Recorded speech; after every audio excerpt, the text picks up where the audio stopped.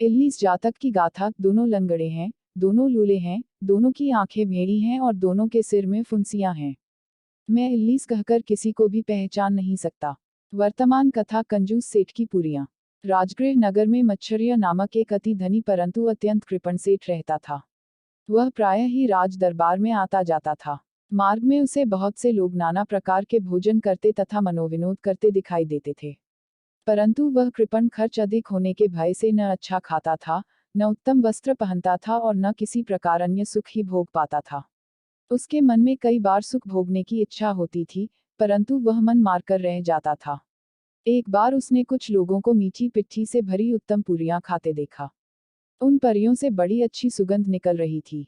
उसकी इच्छा भी वैसी ही पूरियां खाने की हुई, परंतु पैसे खर्च करने होंगे, यह सोचकर वह उदास मन घर आकर लेट गया। सेठानी ने उसे उदास देख पूछा, क्यों, क्या कुछ तबीयत ठीक नहीं है? सेठ ने कहा, नहीं तो, मैं बिल्कुल स्वस्थ हूँ। तो क्या राजा के यहाँ कोई असाधारण चिंताजनक बात हो गई है? नहीं, ऐसा कुछ भी नहीं हुआ। तो फिर क्या आपके मन में किसी वस्तु के भोग की इच्छा उत्पन्न हुई है? अंतिम प्रश्न का उत्तर सेठ न दे सका। वह चुपचाप लेटा रहा। सेठानी ने फिर पूछा, नाथ, मुझसे मत छिपाइए। स्पष्ट कहिए किस वस्तु की इच्छा आपके मन में हुई है, मैं उसे ही सुलभ करूंगी। सेठ ने मीठी पूरियों की बात कही। सेठानी ने कहा, मैं अभी व्यवस्था करती हूँ। सेठ ने कहा, ना ना ना, इस घर में बहुत से आदमी हैं, नौकर चाकर हैं, सबकी जानकारी में पकाने से उन्हें भी देना पड़ेगा। मैं किवाड़े बंद करके पका दूंगी, सेठानी ने निवेदन किया। सेठ ने इस प्रस्ताव को भी स्वीकार न किया। अंत में तय हुआ कि हवेली की सबसे ऊपर की मंजिल पर ऊपर जाने का रास्ता बंद करके सेठानी मीठी पूरियां पकाए। सेठानी ने वैसा ही किया। सेठ ने कहा, देख, मेरे खाने से अधिक एक भी मत पकाना। सेठानी ने स्वीकार किया और तैयारी में लग गई। इधर भगवान बुद्ध ने अपने प्रमुख शिष्य और स्थविर महामोग्गलन से कहा, मेरी इच्छा है कि आज भिक्षुओं को मीठी पूरियां खिलाऊं। कंजूस मच्छरिया सेठ अपने घर की छत पर पूरियां बनवा रहा है। तुम रिद्धि बल से वहां उसके सामने प्रकट होकर उससे पूरियां प्राप्त करो। स्थविर महामोग्गलन ने वैसा ही किया। सेठ ने आकाश में एक भिक्षु को देखकर समझा, यह पूरियां मांगेगा। अतः क्रोध से बोला, आकाश में टहलने से तो क्या, यदि तू खिड़की पर भी आकर खड़ा होगा तो भी तुझे कुछ न मिलेगा। स्थविर खिड़की पर आ खड़ा हुआ। अब सेठ को और भी क्रोध आया। वह बोला, खिड़की पर खड़े होने से तो क्या, देहली पर आने से भी तुझे कुछ न मिलेगा। स्थविर चट से देहली पर जा खड़ा हुआ। इसी समय सारे घर में धुआं भर गया। सेठ हवेली में आग लगने के भय से घबरा उठा और सेठानी से बोला, अरे देख, ये भिक्षु जादू जानते हैं, इनसे पीछा छुड़ाने के लिए एक छो पूरी पकाकर इसे दे दे। सेठानी ने पूरी पकाई, पर सेठ को लगा कि वह बहुत बड़ी है, अतः उसने उससे भी छोटी पकाने को कहा। सेठानी पूरी पकाती थी, पर सेठ को वह बहुत बड़ी मालूम होती थी। इसी प्रकार बहुत सी पूरियां बन गईं। सेठ ने खींचकर कहा, भद्रे, दे दे इसे इन्हीं में से एक पूरी और विदा कर दे। सेठानी ने ज्यों ही पूरियों को हाथ लगाया तो मालूम हुआ कि वे सब एक में एक चिपकी हुई हैं और छुड़ाने से भी नहीं छूटती। सेठ ने कहा, मैं पृथक करता हूँ। सेठ और सेठानी ने मिलकर बहुत यत्न किया पर पूरियां अलग न की जा सकी। सेठ ने अत्यंत दुखी होकर कहा, मुझे भूख नहीं है, तू ये सब पूरियां इस भिक्षु को देकर विदा कर दे। सेठानी टोकरी लेकर स्थविर के समीप गई। उस समय उस विद्वान भिक्षु ने उसे धर्म और ज्ञान की कुछ बातें बताईं। सेठ ने भी उस उपदेश को सुना। यह जानकर कि भगवान आज उसकी पूरियों की प्रतीक्षा में बैठे हैं, उसे बड़ी ग्लानि हुई।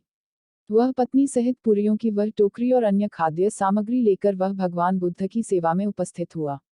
समस्त भिक्षुओं के भोजन कर चुकने पर भगवान ने कहा, इस सेठ का उद्धार मोग्गलन ने आज प्रथम बार नहीं किया है, पूर्व जन्म में भी इन्होंने ऐसा ही किया था। भिक्षुओं की जिज्ञासा शांत करने के लिए उन्होंने पूर्व जन्म में घटित हुई कंजूस सेठ की कहानी इस प्रकार सुनाई। अतीत कथा। इंद्र की सीख। पूर्व काल में वाराणसी में इल्लीस नामक एक परम कृपण वैश्य रहता था। उसके मन में तरह तरह के भोग भोगने की इच्छा उत्पन्न होती थी, परंतु वह धन खर्च होने के डर से मन मारकर रहता था और सूखता जाता था। एक दिन उसने एक व्यक्ति को प्याले में शराब डालकर पीते देखा और उसकी भी इच्छा शराब पीने की हुई, परंतु धन खर्च होगा और बहुत से मुफ्त के पीने वाले आ जुड़ेंगे, ऐसा सोच वह चुप रह गया। शाम को उसने नौकर से चुपके से अपने पीने भर को शराब मंगाई। किसी को पता न लगे, इस भय से वह शराब को छिपाकर बस्ती के बाहर एक झाड़ी में ले जाकर पीने लगा। वहां उसे नशा हो गया और वह बड़ी देर तक वहीं पड़ा रहा। इस कंजूस इल्लीस सेठ का पिता बड़ा धर्मात्मा था। मरने पर उसे इंद्रपद प्राप्त हुआ था। अपने पुत्र के द्वारा अपनी कीर्ति का नाश होते देख उसे बड़ी चिंता हुई। वह उसे घर से अनुपस्थित जान उसी का रूप बनाकर राजा के पास गया। राजा ने उसे इल्लीस समझकर उसका सत्कार किया। सेठ ने निवेदन किया कि महाराज, मेरा सब धन लेकर अच्छे कार्यों में लगाएं। परंतु राजा ने उसका प्रस्ताव स्वीकार न किया। अंत में उसने कहा, तो मुझे अपनी संपत्ति दान करने की अनुमति दीजिए। राजा ने कहा, तुम ऐसा कर सकते हो। घर आकर उसने इल्लीस की पत्नी से परामर्श किया।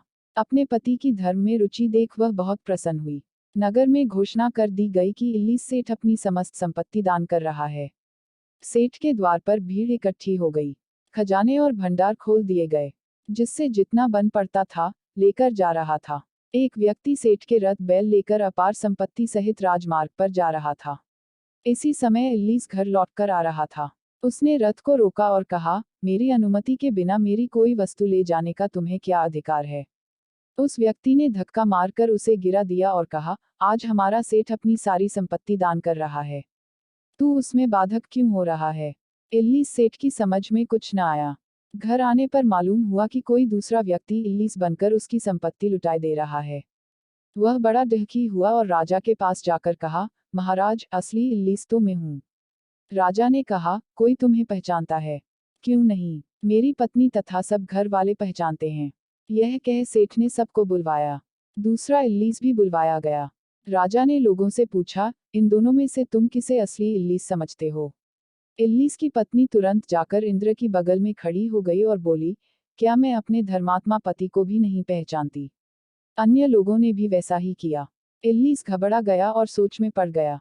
उसे याद आया कि उसके सिर में एक फुंसी है, जिसका हाल सिवा नाई के और किसी को नहीं मालूम था।